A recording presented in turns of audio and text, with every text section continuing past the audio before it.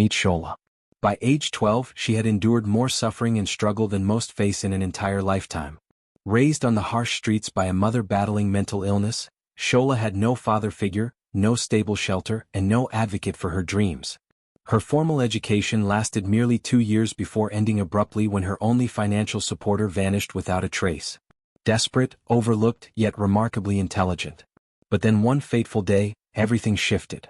She encountered Jessica, the privileged daughter of a wealthy magnate attending the finest institution money could secure, yet battling to comprehend her lessons. And it was Shola, the shoeless child from the gutters, who became her clandestine tutor. But when Jessica's influential father uncovered that a homeless youth was educating his daughter beneath a mango tree, his response will astonish you. So settle in comfortably and prepare for one of the most moving tales you'll ever witness.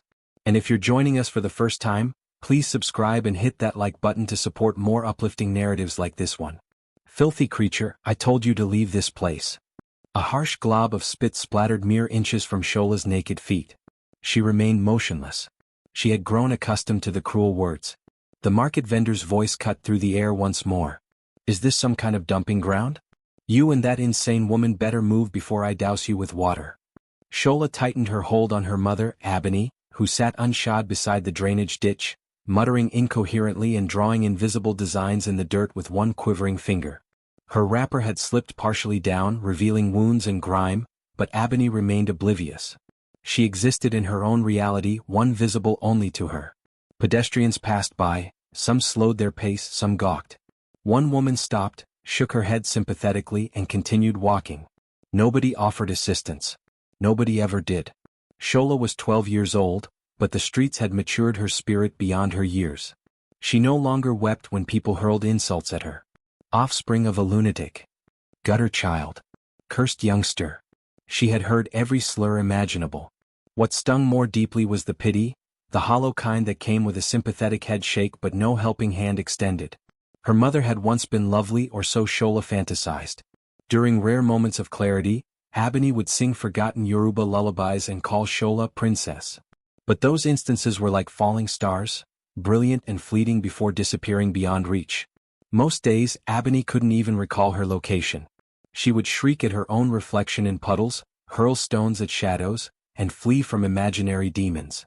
Shola knew nothing of her father, not even a name, not even a photograph. "Who's my papa?" she had once inquired years earlier. Abeni had gazed at her with vacant eyes and responded, "I don't remember, perhaps the wind." Maybe the wind. That concluded that conversation. They slept beneath a damaged kiosk near mile 12. When rain fell they got soaked. When heat blazed they sweltered. Their bed was flattened cardboard. Their covering was stillness. Shola had forgotten what it meant to have dreams. Staying alive was the only dialect she understood. Each dawn began identically. Abeni awakening with screams, scratching at empty air. Shola would grasp her, embrace her tightly, whisper, "It's me, mama. It's me." Then she would gently cleanse her, sometimes using only a cloth and water from a drain pipe, and guide her back to their usual begging location on the street. Her mother begged while Shola observed. That was their existence. Occasionally people dropped coins. More often they dropped insults. "Mama, don't speak today, all right?" Shola whispered that morning, adjusting her mother's wrapper more securely around her. "Just sit quietly, stay silent." But Abeni suddenly rose and shouted at a passing vehicle. "Return my wings. I left them in your trunk." The driver honked and swerved away. Shola felt her cheeks burn with embarrassment. She turned and met the gaze of a schoolgirl across the street, neatly dressed, carrying a lunch bag. The girl stared momentarily, then quickly averted her eyes, whispering to her companion and giggling. Shola looked down at her own legs, coated in dust, her toenails cracked, her hands parched. Her stomach growled, but she ignored it. Hunger was her constant companion. Still, beneath everything she dreamed. She dreamed of sitting in a classroom, raising her hand to answer questions. She dreamed of wearing a uniform, writing in notebooks, reading books that weren't waterlogged or torn. She dreamed of someone, anyone, speaking her name without contempt. But who would send the daughter of a madwoman to school? Who would care about a girl whose mother chased birds because she believed they were evil spirits? No one. And yet, Shola still held hope. She watched children pass with their backpacks and neat braids, and she whispered to herself, someday I will sit in a real classroom. Someday I will escape this accursed corner of Lagos. Someday Mama will smile again and remember my name. But as she reached into her bag to count the 10 naira note and 3 coins they had collected so far, she heard a vendor shout behind her, "Thunderstrike poverty." Shola didn't turn around. She simply held her mother closer and whispered, "Amen." It began with a plate of jollof rice. Shola had been crouching beside her mother near Nero Shodi that afternoon. Her stomach twisted itself into knots from hunger. Her mother was having one of her silent episodes, just rocking back and forth like a broken machine, her eyes unfocused, lips twitching. That's when Shola noticed a woman observing her from across the road. The woman stood behind a steaming food stall, plastic chairs, a wooden table, 2 coolers, and the unmistakable aroma of cooked rice and pepper soup. She was light-skinned, full-figured, and wore a simple Ankara dress. There was something in her expression, something that wasn't pity. Shola looked away embarrassed. She despised being watched like an exhibit in a zoo. Minutes later, the woman crossed the road and stood before her. "What's your name?" she asked gently. Shola stared at her bare feet and whispered, "Shola? Where's your mother?" Shola pointed at the woman beside her, who was now singing to an empty bottle. The woman's eyes softened. "She's ill, isn't she?" Shola nodded. "What did you eat today?" Shola didn't respond. Instead of pressing further, the woman held out a covered takeaway container. "Here, eat." Shola hesitated. Strangers didn't offer food without expecting something in return, something she wasn't willing to give. "Don't worry," the woman smiled. "I'm not like the others." That was her first encounter with Auntie Linda. The food was warm. The rice was sweet. The meat was tender. Shola hadn't tasted meat in months. That same evening, Auntie Linda returned with bottled water and soap. "What's your story, child?" she asked as she helped Shola wash her hands. Shola told her everything. The madness, the market, the school she once peered into, the hunger, the hope, the dreams. She didn't cry, but her voice cracked. Auntie Linda dried her hands with a handkerchief. "Tomorrow come to my shop. You'll help me clean. In return I'll feed you. Deal?" Shola nodded so vigorously her head nearly fell off. The next day Shola came. She swept. She washed dishes.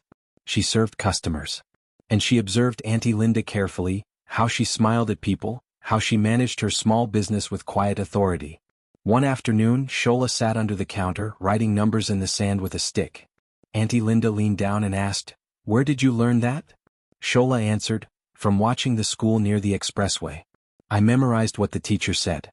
The woman blinked. "You mean you never attended school?" "I did once for 3 weeks. Auntie BC paid, but she relocated." Auntie Linda remained silent for a long time. The following week, she returned with a gift. A brand new exercise book and a pack of pencils. The week after that she took it a step further. 3 weeks later, Shola stood inside a dusty public school classroom, her hands trembling, heart racing. She wore a second-hand uniform that Auntie Linda had purchased from a thrift market. It was oversized, but it felt like a crown.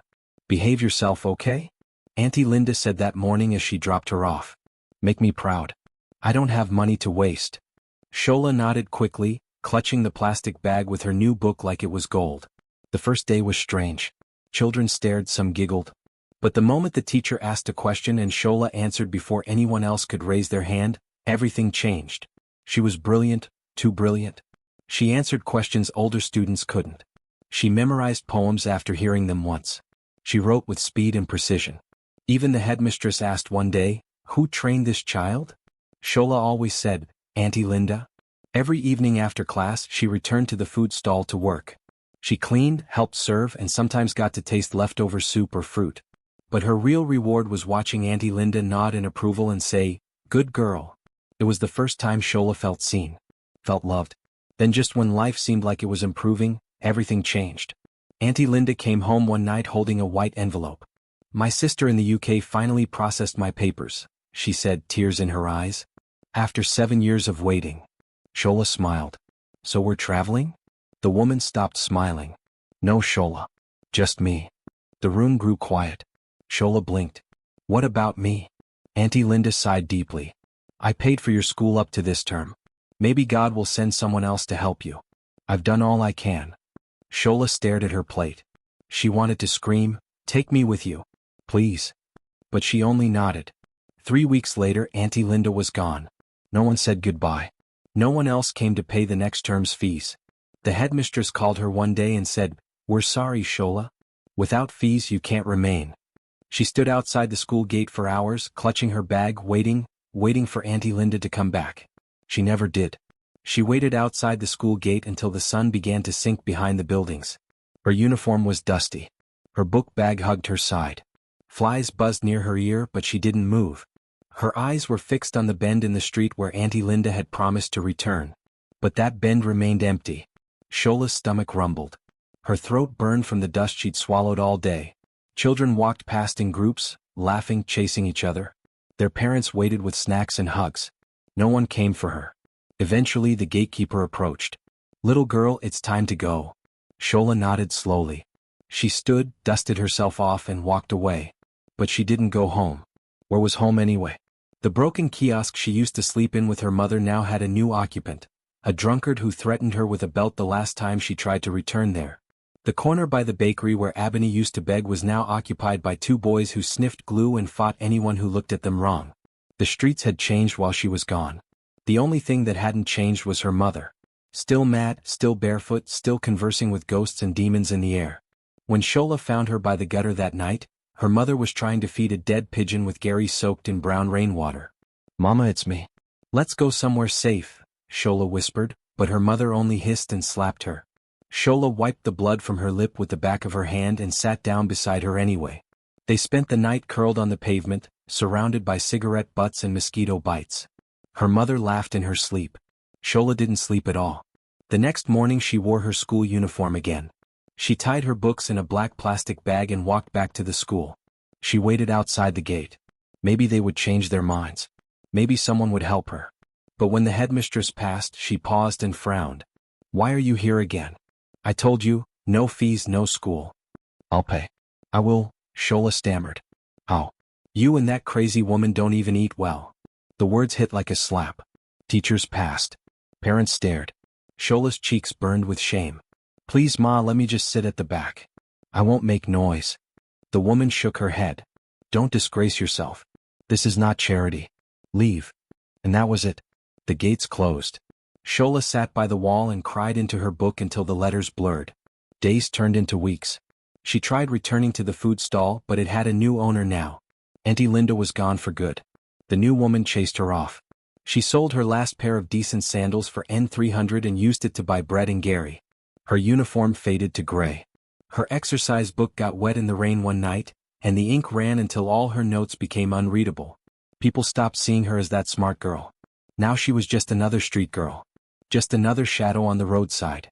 One evening while trying to find somewhere dry to sleep, she saw a boy no older than 9 light a match and smoke something wrapped in paper.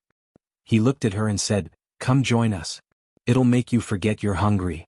She shook her head and walked away. Her hunger was loud, but her fear of becoming like those boys was louder. She still had one treasure left, her mind. And somehow she still believed that one day, just one day, it would all change. She couldn't help herself. No matter how many times they chased her away, insulted her, or mocked her, Shola kept going back. Every morning while other children were tying their shoelaces and tucking in crisp white shirts, Shola would find her way to the back fence of City Crest Academy, a private school that looked like a palace from her side of the world. The walls were painted gold. The windows had polished glass. The students wore blazers and sparkling shoes, their names stitched neatly onto their uniforms. She didn't belong there, not even close. But it didn't stop her. There was one window cracked open behind a classroom that had a small ledge she could stand on. It was next to an old mango tree where no one ever looked. That was her secret place. From there she could see everything: the chalkboard, the math problems, the teacher explaining vowels. Shola would mouth the answers quietly to herself, clutching a broken pencil stub like it was sacred. Her notebook had long been destroyed by rain, so she wrote on scraps of paper she scavenged from garbage bins, old flyers, tissue boxes, anything with a clean side. Each day she stayed until the bell rang. Then she'd vanish before someone spotted her. But one Monday she wasn't fast enough. The teacher noticed her, a ragged girl with bright eyes peeking from behind the window. "Hey, who's that?" the woman yelled. Shola froze. A student turned, pointed, and said with disgust, "It's that crazy girl again. The one who follows us." The class burst into laughter. The teacher stormed to the back and opened the door. "What do you want here? Who sent you here?" Shola stammered, "I just want to learn, please. Just listen from outside." "Are you mad?" Do you think this is a public place? No, Ma, but I won't disturb anyone. I promise. Go and tell your mother to pay school fees first, the teacher barked. If you even know who your mother is. Shola's lips parted, but no words came out. The teacher grabbed a stick from the table and raised it. Shola turned and ran so fast she didn't feel the tears stinging her cheeks until she reached the next street. She didn't give up. The next day she found another school, Bright Scholars Academy, less fancy but still guarded. She didn't try the window this time. Instead, she crouched outside a broken part of the fence and listened. When children recited their times tables, she whispered along. When they chanted words in English, she repeated after them. Sometimes she even corrected them under her breath. One morning a boy noticed her and threw a stone. Go away. You're distracting us. Shola didn't flinch. The stone hit her shoulder, but she held her tears. Another child laughed and shouted, "She's mad like her mummy. Go and learn in a psychiatric hospital." Still, she came the next day and the day after that. But pain has a way of piling up. One afternoon a security guard saw her and dragged her by the arm. "Who are you? You're always sneaking around like a thief." "I'm not a thief, sir. I just want to learn." He didn't listen. He pushed her to the ground and warned, "Next time I see you here, I'll beat you." As she limped away, Shola looked up at the building, the bright walls, the desks, the blackboard. Everything she longed for, yet everything she couldn't touch. She sat under a tree and began writing multiplication tables in the dust with a stick. When the wind blew them away, she started again. That night, as her mother babbled beside her in sleep, Shola looked at the stars.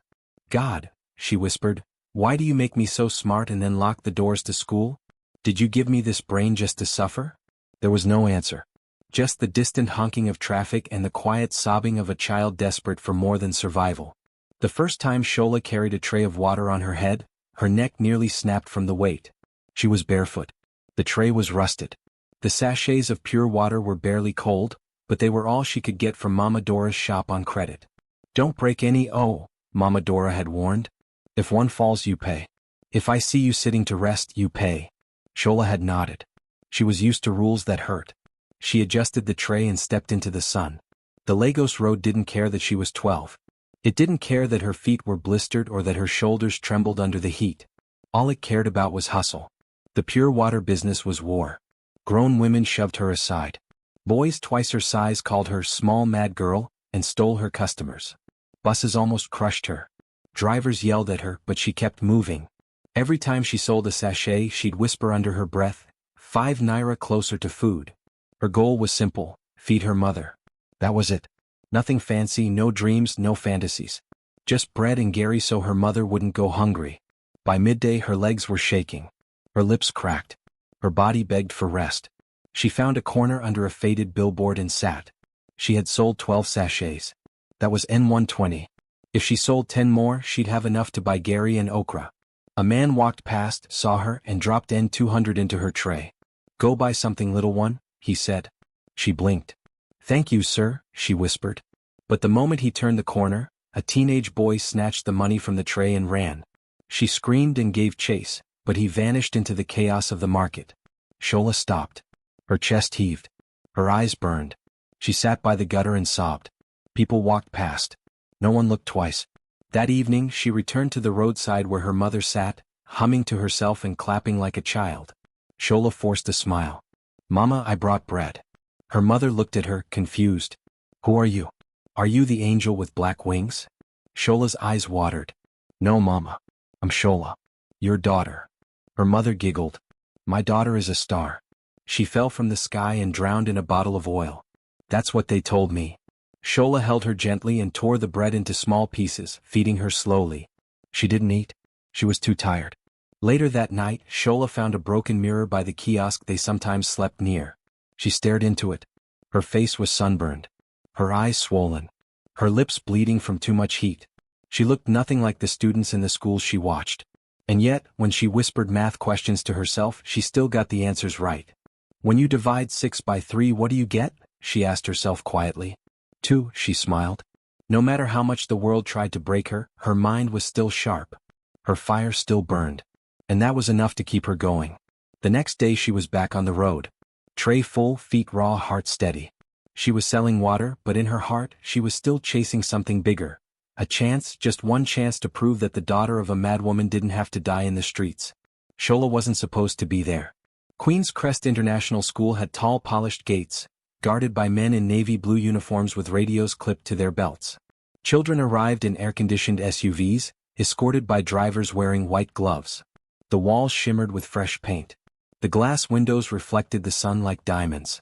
It was a school for the rich, the elite, definitely not for the barefoot daughter of a roadside madwoman. But Shola had seen it one too many times from afar. And today something inside her said, go closer. She had no money, no plan, and no right. But she had eyes filled with longing. So she crept around the side fence where bushes and weeds grew wild. She found a small gap near a drainage pipe and slid in, brushing off thorns as she slipped through. Her heart pounded like a drum.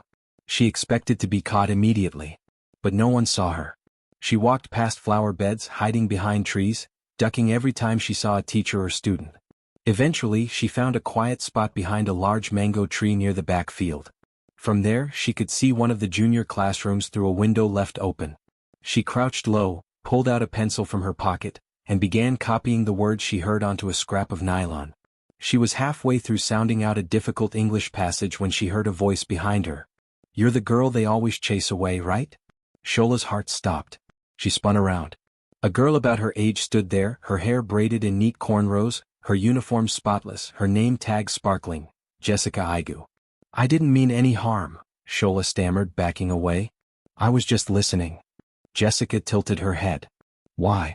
Shola blinked, confused. Because I want to learn. Jessica walked closer. You don't go to school? No. My mother, she's sick. We live on the streets. Jessica looked down at her polished black shoes, which made no sound in the soft grass. People laugh at me too, she said quietly. They say I'm dumb, that my dad paid the school to keep promoting me. Shola looked up, surprised. You? Jessica nodded. I don't understand anything they teach in class. Everyone's always ahead of me. So I sit out here during lunch, alone. A long silence passed. Then Jessica smiled. Do you want to sit? Shola hesitated. Jessica sat first and patted the ground beside her. Shola slowly lowered herself to the grass. Jessica opened her bag and pulled out a textbook. Can you teach me this? I don't get it. Shola looked at the page, fractions. She studied it for a moment, then gently took the book. Okay, so look. When you see 1/2 and 1/4, they don't have the same denominator. Jessica listened, wide-eyed, as Shola broke it down. Within minutes, Jessica was solving problems she had struggled with all term. I understand, she gasped. I finally get it. Shola smiled shyly. You're not dumb. Jessica grinned. And you're not just smart. You're amazing. They sat under the mango tree for over an hour. When the bell rang, Jessica stood. Will you come tomorrow? She asked. Shola hesitated. They'll chase me. I don't belong here. Jessica narrowed her eyes. Wait here. I'll be right back. She ran off. A few minutes later, she returned with the school's security man following closely behind. This is my friend, Jessica said firmly. Her name is Shola. She'll be here tomorrow during lunch. Let her in. The man looked confused. But she's not. She's my friend, Jessica repeated. And my daddy owns this school. You have a problem with that? The man blinked and said nothing. Jessica turned to Shola. Same time tomorrow, okay? Shola nodded slowly, still not believing what had just happened. As she left the school, she felt something new. Not fear, not shame, hope. That night, as her mother sang to a broken bottle and danced barefoot in the dark, Shola sat by the gutter and prayed. God, I met someone today. She saw me. She didn't call me dirty or mad. She listened. Please let me see her again. Let this not be a dream. Then she slept with a smile on her face, the first in a very, very long time. They met under the mango tree every single day. Same time. Same spot. Shola came barefoot in her torn brown dress, clutching a plastic bag with torn papers and a blunt pencil. Jessica came in her ironed uniform with a lunchbox packed by the cook. Two girls from two different worlds. But when they sat under that tree, nothing else mattered. Their friendship grew like a fire in the cold. Jessica laughed more now. She paid attention in class, not because the teachers finally made sense but because Shola did. Don't read it like a robot, Shola would whisper. Read it like you're talking to your best friend. Jessica tried, stumbled, then tried again. And when she got it, Shola clapped with joy like she'd won a trophy. Jessica's eyes would shine. No one ever claps for me, she once confessed. Shola blinked. But you're rich. Don't people celebrate you? Jessica shook her head. Only when I dress well or when my dad hosts parties. Not when I get answers right. Not when I try hard. That day, Shola held her hand and said something she never thought she would say, "You deserve more." Jessica didn't say anything. She just held Shola's hand tighter. One afternoon, as they shared Jessica's spaghetti and plantain under the tree, Jessica asked, "Do you have a best friend?" "You," Shola replied without thinking. Jessica smiled. "Me too." Then her smile faded. "Shola, what if my daddy finds out? What if he says we can't be friends?" Shola paused. Her spoon hovered over the lunchbox. "Then you'll forget me. That's how it works." "No," Jessica snapped. "I won't." "He'll be angry," Shola said softly. "Rich men don't want their daughters sitting with girls like me. My mother begs on the road, Jessica. Some people say she's cursed. They think I'm cursed too." Jessica was quiet. Then she leaned forward and whispered, "You're not cursed. You're magic." Shola blinked, stunned. "Magic?" Jessica nodded firmly. "Yes. Who else can teach better than all my teachers? Who else can make me laugh when I feel like crying? Who else can make a place like this feel like home?" Shola's chest grew tight. Her eyes welled, but she blinked fast to hold back the tears. "Magic," Jessica whispered again. "That's what you are." They started sharing more than food and textbooks. Jessica brought Shola a hairbrush, a small blue notepad, even a pair of slippers once. Though Shola rarely wore them, afraid someone would steal them on the street. Shola in return told stories, real ones and made-up ones. Stories about stars falling in love with street kids, about girls who found schools and dreams, and about mothers who got healed by rain. Jessica listened like every word mattered. And it did. For the first time in her life, Jessica didn't feel alone. And for the first time, Shola didn't feel invisible. But they kept it a secret. Jessica didn't tell her teachers, didn't tell her classmates, definitely didn't tell her father, Chief Igu, one of the most feared and respected billionaires in Lagos. She didn't know how to. How do you tell a man who ran oil companies and sat on TV panels that your best friend was a street girl with no shoes? And so, under the mango tree, the two girls built a world of their own. A world where names didn't matter, where backgrounds didn't exist, where a billionaire's daughter and a madwoman's child could dream the same dream. Together. One day Shola didn't show up. Jessica sat under the tree waiting. She checked her watch, 30 minutes, then an hour. Still no Shola. Panic crept into her chest. Had something happened to her? Had she fallen sick or worse? Had someone chased her again? She stood, ready to run to the gate, when she heard a soft voice. "Jessica." She turned. There was Shola, panting, barefoot, dirt on her legs but smiling. "I'm sorry I'm late." And then she said, "My mom, she had an episode. Ran into the road. I had to pull her away before she got hit." Jessica rushed forward and hugged her tightly. "I thought you weren't coming." Shola chuckled. "Even if I had to crawl, I would come." Jessica pulled back and looked her in the eye. "One day I'll tell my dad. I promise." Shola swallowed hard. "What if he says no?" Jessica smiled with fire in her eyes. "Then I'll scream until he says yes." That night, under the dim light of a broken street lamp, Shola lay beside her mother, who was humming to herself, holding a stone like it was a baby. Shola stared at the sky and whispered. "God," she whispered, "I've never had a friend before. Please don't let me lose this one." She reached into her pocket and pulled out the notepad Jessica gave her. On the first page was a drawing, two stick girls holding hands under a mango tree, one in uniform, one in rags, both smiling. Shola traced the drawing with her finger and smiled. Then she closed her eyes. And for the first time in her life, she didn't fall asleep afraid. The morning started like any other. Jessica sat through her classes distracted, waiting for the lunch bell. Her fingers tapped her desk restlessly. Her heart was beating faster than usual. The teachers praised her improved performance. She had answered 2 questions correctly in literature. Even the principal mentioned it during assembly, but Jessica didn't care. Because none of them knew the reason behind the change. It wasn't tutoring from an expensive private coach. It was Shola, the barefoot girl with a powerful mind and a heart bigger than anyone she'd ever known.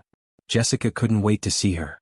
At exactly 12:35 p.m., she was already under the mango tree with 2 spoons, a lunchbox and Shola's favorite biscuit tucked into the corner.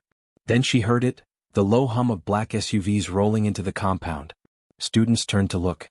Teachers froze mid-sentence. Even the security men adjusted their uniforms and saluted. Jessica's stomach dropped. Daddy. Why is he here? Chief Igu didn't visit the school without warning. He was too busy for surprises. His name alone carried weight. His presence filled every space before he even spoke. Jessica stood quickly, brushing crumbs from her skirt. She didn't know what to do. Then, before she could act, Shola appeared. Breathless, smiling, barefoot as always. I'm here, she said. Sorry, I had to fetch water before leaving. But Jessica wasn't smiling. Her eyes were locked on the figure stepping out of the SUV. Tall, dark-skinned, impeccably dressed in a black kaftan and leather sandals. Chief Igu, her father. Shola followed her gaze. Her body stiffened. Is that? Jessica nodded slowly. My dad. Shola's smile vanished. Panic crashed through her chest like a wave. I have to go, she whispered. But it was too late. Jessica, the deep voice echoed across the lawn. She turned. Chief Igu walked forward, followed by two assistants. His eyes were sharp, calculating, confused. What are you doing out here? He asked. Jessica swallowed hard. I was having lunch. With whom? Chief Igu looked to his daughter's side and saw Shola, a girl in a torn dress, legs covered in dust, holding a worn-out plastic bag and a half-eaten biscuit. His brow furrowed. Who is this? Shola bowed her head. Her mouth opened, but words refused to come out. Her entire body trembled. Jessica stepped in front of her. This is Shola. She's my friend. You're what? She helps me. She teaches me. Chief Igu blinked. Excuse me? Jessica took a breath and stood taller. The reason I've been doing better in school is because of her. She teaches me during lunch every day. And I understand her better than any teacher here. A long, heavy silence followed. Chief Igu's eyes remained fixed on the trembling girl behind his daughter. Then he asked quietly, Who are your parents, child? Shola barely looked up. Her voice was dry and cracked. I don't know my father, sir. My mother, she's sick. She begs by the roadside near Nero Shodi. People call her mad. We have no home. One of the assistants shifted awkwardly. Chief Igu's face remained unreadable. You're not in school? Shola shook her head. Why? No one to pay fees. My only sponsor, she left the country 2 years ago. Jessica grabbed Shola's hand. Chief Igu watched the gesture. His daughter holding this girl's hand like a lifeline. And for the first time, his expression softened. You've been coming here every day teaching her in secret? Jessica nodded. I wanted to tell you, but I was scared. He looked at her, and for once his voice lowered. Scared of me? Jessica whispered. Scared you wouldn't let me see her again. The billionaire turned back to Shola. She flinched. I'm not here to hurt you, he said slowly. Take me to your mother. Please. Shola took a shaky step back. Sir, please. Don't punish her. She doesn't know what I do here. She's not well. If I stop coming, I'll stay away. Just don't hurt her. I won't, Chief Igu said gently. I just want to see her. Jessica looked at her father. Promise you won't chase Shola away. He stared at both girls, two children from different worlds, but somehow they had found each other. I promise, he said. 30 minutes later, the convoy pulled into a dusty street near mile 12. Flies buzzed. The scent of burning trash hung in the air. Shola pointed. She's there. A woman sat on the sidewalk, barefoot, rocking back and forth, laughing at nothing. Her clothes were torn, her hair matted. That's my mama, Shola whispered. Chief Igu was silent. He stepped down from the vehicle, walked toward the woman, and crouched beside her. Madam, he said softly. The woman looked up. Did you bring the sky? I left my wings in your car. Tears welled in Shola's eyes. I'm going to help her, Chief Igu said quietly. I know people. She needs proper care. Please, Shola said. I don't want money. I just want her to be okay. He stood, turned to his assistant, and gave orders. Get Dr. Aisha on the line. Psychiatric unit. Full treatment. No delays. Then he turned back to Shola. And you? Shola's heart raced. From today you are not a homeless girl. She gasped. He knelt before her, placed a firm hand on her shoulder, and looked her in the eyes. You have a father now. Shola didn't believe it at first. Even as the car pulled away from the dirty street that had been her entire world. Even as she watched through the tinted glass while her mother was gently lifted into an ambulance, headed for the best psychiatric hospital in Lagos. Even when Jessica held her hand and whispered, You're safe now, she still thought it was a dream. She didn't cry. She didn't smile. She simply stared, trying to understand how a day that started with fear had somehow ended with a billionaire calling her daughter. Chief Igu moved fast. By evening, Shola had taken her first proper bath in years. Jessica had given her fresh pajamas. Her hair had been gently combed and braided by one of the housemaids, who couldn't hide her surprise when Chief Igu introduced her. "This is Shola. She'll be staying with us from now on. Treat her with the same respect you give my daughter." The entire house froze. The girl from the street living here? Chief Igu's tone left no room for questions. The next morning, Shola stood in front of the mirror in Jessica's room, wearing a borrowed Queen's Crest school uniform. It was new, crisp, neatly ironed. She could hardly recognize herself. Jessica clapped with delight. "You look just like me." Shola smiled weakly. "I feel like I'm dreaming." "You're not. My daddy said it's real. He said you belong here." "But I'm the daughter of a mad woman," Shola said, her voice trembling. Jessica shook her head. "No. You're the daughter of my father now." Shola turned slowly to the window, staring into the rising morning light. "I don't know how to thank him." Jessica smiled. "Then thank him the only way he truly cares about." "How?" "Shine. Show the world what you can do." That day the two girls walked into Queen's Crest together. Matching uniforms, matching bags, matching smiles. Gasps followed them. Children whispered. Teachers blinked in confusion. Wasn't that the same street girl who used to hover behind windows and fences? Yes, it was. But today she walked with the daughter of the school's founder. No more sneaking. No more peeping. She had come through the front gate as a student. In class, Shola raised her hand. Every question, every lesson, she wasn't just good. She was brilliant. By the end of the day, the teachers called a meeting with the principal. "Where did this girl come from?" one asked. "She's not just smart. She's exceptional." The principal smiled. "From the street, apparently. But now she's family." Meanwhile, Chief Igu kept his promise. Shola's mother was placed under expert psychiatric care at a private facility. Dr. Aisha assured him that Abani's condition, while critical, was treatable. "We'll stabilize her," the doctor said. "It will take time. But with love, medication, and structure, there's hope." Shola visited her mother once a week. The first few times her mother didn't recognize her. She'd shout at the walls or cry over invisible snakes. But on the fifth visit she suddenly paused. She looked up at Shola and whispered, You look like the sky." Shola burst into tears. Weeks passed. Shola adjusted to her new life slowly. She still woke up some nights gasping, thinking she was back on the sidewalk.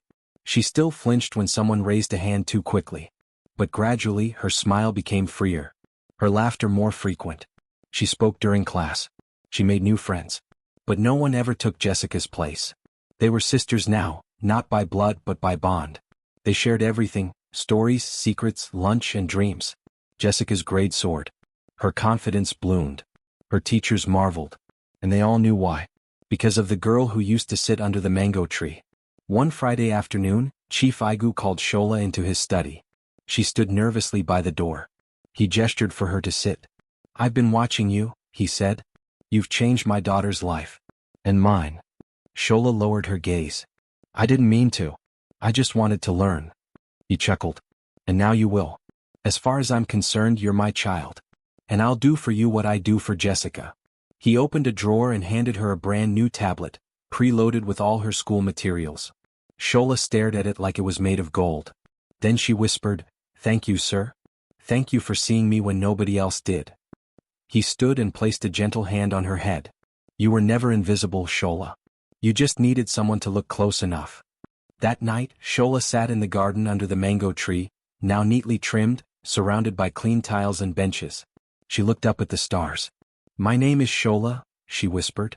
"Daughter of no one, friend of Jessica, student of Queen's Crest." And now she smiled. "I have a father." She closed her eyes and whispered a final prayer. "God, I used to ask you to make my mother better, to send me to school, to give me just one friend. You gave me all three. I don't deserve it, but thank you." She placed a hand over her heart. "I promise I won't waste this chance." And so the girl the world called Daughter of the Mad Woman became something far greater, a symbol of hope, a walking miracle, a living answer to her own desperate prayer.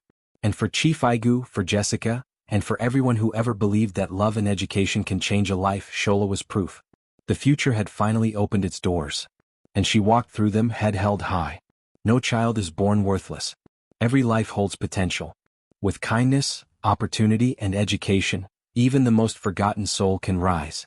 Shola's story reminds us that one act of compassion can break cycles of poverty and rejection. True greatness isn't where you come from, but what you do when someone finally sees you. Believe, uplift, and never judge a child by their circumstances. We hope you enjoyed this powerful story.